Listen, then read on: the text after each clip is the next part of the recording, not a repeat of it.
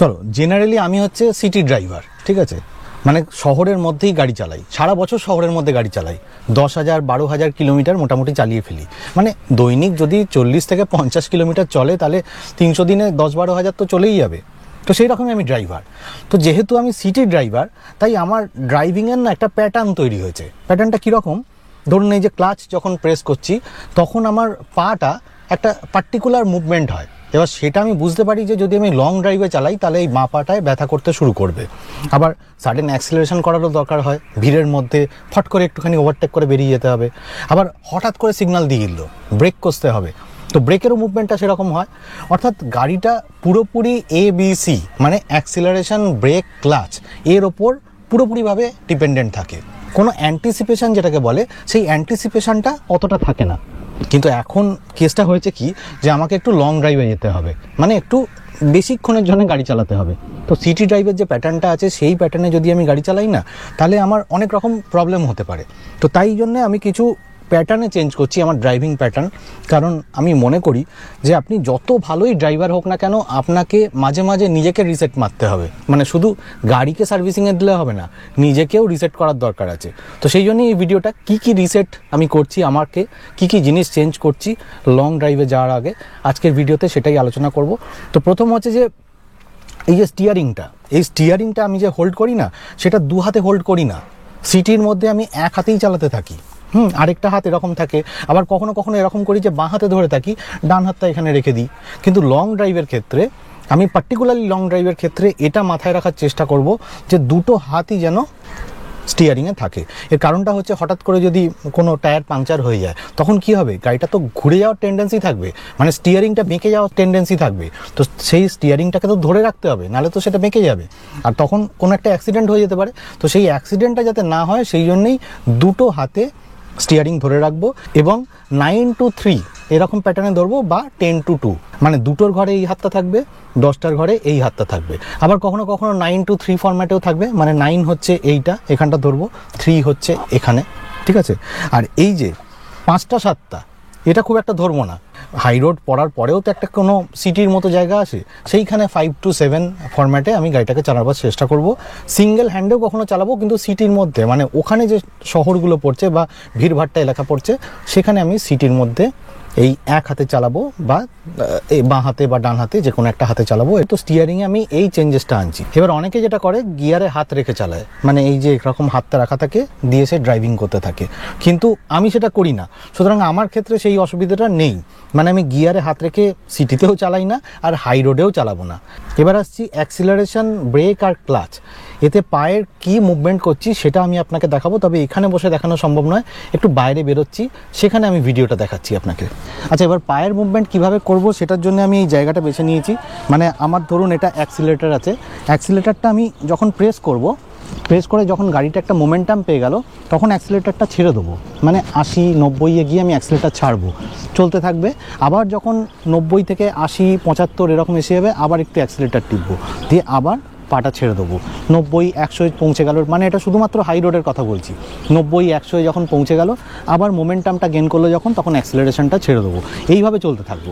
আর ব্রেকটা কিভাবে করব, অ্যাক্সিলারেশনটা তো ছেড়ে দিয়েছি, এবার ধরুন আমি দেখতে পাচ্ছি যে দূরে কোনো জ্যাম লেগে আছে, মানে কোনো সিগন্যাল খেয়ে আছে বা একটা জ্যাম মতো লেগে আছে, তখন আমি অ্যাক্সিলারেশনটা যে ছেড়ে চালাচ্ছি সেই ছাড়াটা করেই দেবো, মানে গাড়ি আপনি চলতে থাকবে এবং আস্তে আস্তে ব্রেকটাকে প্রেস করতে থাকবো। প্রেস করতে করতে ওখানে যাতে গিয়ে দাঁড়ায় সেই রকম একটা ব্যাপার করব। মানে এরকম নয় যে আমি অনেকটা গেলাম, তারপর যখন মোটামুটি 50 মিটারের মতো বাকি আছে তখন সাডেন ব্রেক কষে খুব তাড়াতাড়ি 50 স্পিড থেকে 0-য় চলে গেলাম, বা 60-70 স্পিড থেকে 0-য় চলে গেলাম, সেরকম করব না। আমি মোমেন্টামটা আস্তে আস্তে কমাতে থাকবো, সেটাও হচ্ছে অ্যাক্সিলারেশন ছেড়ে আর ব্রেকটা আস্তে আস্তে প্রেস করে। এবার মেন যেটা সেটা হচ্ছে ক্লাচের ক্ষেত্রে আমি যেটা করি, শহরেরতে মাটির সাথে লেগে থাকে না, মানে ফ্লোরের সাথে লেগে থাকে না, আমি ক্লাচটাকে এরকমভাবে চিপি আবার তুলে নিই, আবার ক্লাচটাকে চিপি এরকম তুলে নিই, মানে এটা আমার বদ অভ্যেস বলতে পারেন। তো এই বদ অভ্যেসটাকে আমি ছাড়াচ্ছি আস্তে আস্তে, মানে গত কয়েকদিন ধরে আমি কি করছি, টাচ করেই রাখছি, দিয়ে আমি ক্লাচটাকে এরকম প্রেস করছি এবং যখন ক্লাচটা ছেড়ে দিচ্ছি তখন এরকমভাবে লাগিয়েই ক্লাচটাকে ছাড়ছি।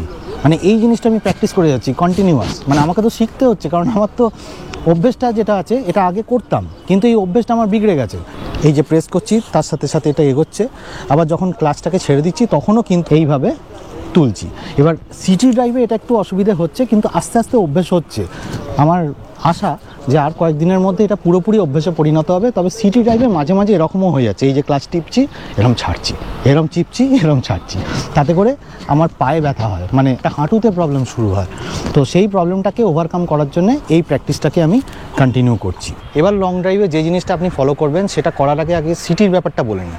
সিটিতে আমি যখন গাড়ি চালাই মোটামুটি 16 32 কিলোমিটার বা 18 36 বা 40 কিলোমিটারের আশেপাশে গাড়িটা চালাই। এবার আমি এ লোকেশান থেকে বি লোকেশানে গেলাম, বি লোকেশান থেকে এ লোকেশানে যখন ফিরলাম, অর্থাৎ যখন বাড়িতে ফিরলাম, তখন গাড়িটা পার্ক করে রেখে দিই। এবার সকালবেলা উঠে আমি দেখে নিই যে গাড়ির হাওয়াটা কমেছে কিনা। যদি গাড়ির হাওয়া না কমে থাকে তার মানে হচ্ছে গাড়িতে কোনো টায়ার পাংচার হয়নি, এটা আমি মানে ডিডিউস করে নিই বা ভেবে নিই।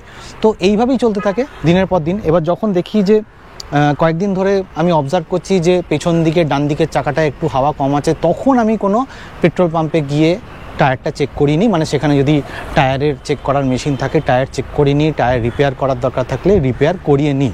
কিন্তু এক্ষেত্রে কি হবে, এখানে তো আপনার আশেপাশের এনভায়রনমেন্ট নেই, মানে আপনার জানা নেই যে পেট্রোল পাম্প কোথায় আছে, আপনার জানা নেই যে টায়ারের দোকান কোথায় আছে। সুতরাং 100-150 কিলোমিটার ছাড়া ছাড়া আপনাকে যেটা করতে হবে সেটা হচ্ছে গাড়ি থেকে নেমে কোথাও সাইড করে গাড়িটাকে টায়ারটাকে চেক করতে হবে। কীভাবে টায়ারটা চেক করতে হবে দেখে নিই। টায়ারে আপনি দেখবেন যে এই যে জায়গাটা, এই সারফেসটা আছে, এই সারফেসটা পুরো চেক করবেন, 4টে টায়ারই মোটামুটি ক্যাজুয়ালি, মানে অত ডিলিজেন্টলি চেক করতে হবে না কিংবা অত কনসেন্ট্রেট করে চেক করতে হবে না। জাস্ট ওপর দেখবেন যে কোনো টায়ারের ওপর পেরেক কিছু ঢুকে আছে কিনা কিংবা কোনো জায়গায় একটু চকচক করছে কিনা। 4টে টায়ার এইভাবে চেক করবেন। তারপর গাড়িটাকে একটু পিছিয়ে নেবেন মানে টায়ারের এই ওপরের অংশটা যেন নিচে চলে যায় আর এই অংশটা যেন উপরে চলে আসে। তারপর আরেকবার বসে এই টায়ারের এই জায়গাটা চেক করে নেবেন। তো সেই জিনিসগুলো কিন্তু 150 কিলোমিটার ছাড়া ছাড়া আপনার দেখে নেওয়া দরকার। আচ্ছা, টায়ারের ব্যাপারটা তো হলো যে 100-150 কিলোমিটার ছাড়া ছাড়া টায়ারটাকে চেক করতে হবে। এবার যখন টায়ারটাকে আমি চেক করি তখন আমার মিসেস, মানে আমার কো ড্রাইভার, উনি কি করেন তুমি একটু বলে দাও। গরম জল তো ক্যারি করি আমি একটা ফ্ল্যাক্সে, তো সেটা আমি কাপে ঢেলে নিই। আমাদের 3 জনের মতো টি ব্যাগ নিয়ে আসি, টি ব্যাগে ডিপ করে আমরা সেই সময় চা খেয়ে নিই। একটু ব্রেকও হয়, চালাতে চালাতে আবার এনার্জি পেয়ে যায় ও, তো আমরা আবার চলি। আরেকটাও করি, আমরা কিন্তু ডুপ্লিকেট চাবিটাও সঙ্গে সবসময় ক্যারি করি, তুমি একটা আমি একটা। ইনফ্যাক্ট ওই আমাকে মনে করিয়ে দেয় যে যখন কোনো লং ড্রাইভে যাই তখন ও আমাকে বলে যে ডুপ্লিকেট কিটাও কিন্তু আমরা ক্যারি করব। একটা কি আমার কাছে থাকে, আরেকটা কি ওর ভ্যানিটি ব্যাগে থাকে। তো এরকম হতে পারে না যে ধরুন চাবিটা খুললাম, চাবিটা খুলে ধরুন ড্যাশবোর্ডে রেখে দিলাম, দিয়ে দরজাটা বন্ধ করে চলে গেলাম, এবার গাড়িটা অটো লক হয়ে যেতে পারে। তো সেই জন্য সেটাকে অ্যাভয়েড করার জন্যে ও ডুপ্লিকেট কিটাও ক্যারি করে। ইনফ্যাক্ট ও একটা নিয়ম করে, সেটা হচ্ছে যে যখনই ও গাড়ি থেকে বেরোয় তখন কিন্তু ও ভ্যানিটি ব্যাগটা নিয়েই বেরোয়। যদি ভ্যানিটি ব্যাগটা নাও থাকে তাহলে চাবিটা অ্যাটলিস্ট ও পকেটে নিয়ে বেরোয়, এবং সেটা আমার ক্ষেত্রেও হয়। আমি লং ড্রাইভে গেলে যখন গাড়ি থেকে বেরোই তখন চাবিটাকে নিয়েই নামার চেষ্টা করি। আর আরেকটা জিনিস করে থাকে ও, সেটা আমি একটু বলে দিই, মানে আমার সেটা দরকার হয়। সেটা হচ্ছে যে লং ড্রাইভে যাচ্ছি ধরুন, এবার আমার পাশে যদি কেউ ঘুমোয় তাহলে আমার খুব অসুবিধে হয়। তো সেই জন্য আমি ওকে বলি যে তোমার যদি ঘুম পেয়ে থাকে, গাড়িতে উঠলে তো চুপচাপ বসে বসে অনেকেরই ঘুম পেয়ে যায়, তো ওরও ঘুম পাওয়ার একটা টেন্ডেন্সি থাকে এবং সেটা ফ্রন্ট সিটে বসে ওর ঘুম পাওয়ার টেন্ডেন্সি থাকে। তো সেই সময় আমি ওকে বলি যে তুমি একটা কাজ করো, সানগ্লাস পরে নাও, সানগ্লাস পরে তুমি অ্যাজ ইফ সামনে তাকিয়ে আছো এইরকমভাবে ঘুমানোর চেষ্টা করো। তো ও তখন যেরকমভাবেই হোক না কেন সানগ্লাস পরে ঘুমিয়ে পড়ে। এরকমও হতে পারে, এরকমও হতে পারে, যেরকমভাবে হোক ঘুমোয়। কিন্তু ওই যে সানগ্লাসটা পরে আছে, ও ঘুমোলেও সেটা আমার ফিল হয় না যে ও ঘুমিয়ে পড়েছে। তো সেই জন্য ও সানগ্লাসটা ইউজ করে এবং ঘুমানোর জন্য ওটাকে ব্যবহার করে থাকে। তো আজকের ভিডিওতে এটুকুনি বলা ছিল যে লং ড্রাইভে যাওয়ার জন্য আমরা কিভাবে প্রিপেয়ার্ড হই। ইনফ্যাক্ট আমি অ্যাজ এ ড্রাইভার যে সিটি ড্রাইভ ম্যাক্সিমাম করে থাকে, সে লং ড্রাইভে যাওয়ার জন্য কিভাবে বিগত কয়েকদিন ধরে প্রিপারেশান নিচ্ছে বা এখনও নিয়ে যাচ্ছে। তো ভিডিওটা যদি ভালো লাগে তাহলে লাইক শেয়ার কমেন্ট করবেন। আর যারা 4 হুইলার চালান তারা সিট বেল্ট পরবেন, 2 হুইলাররা হেলমেট পরবেন। খুব ভালো থাকবেন, বাই।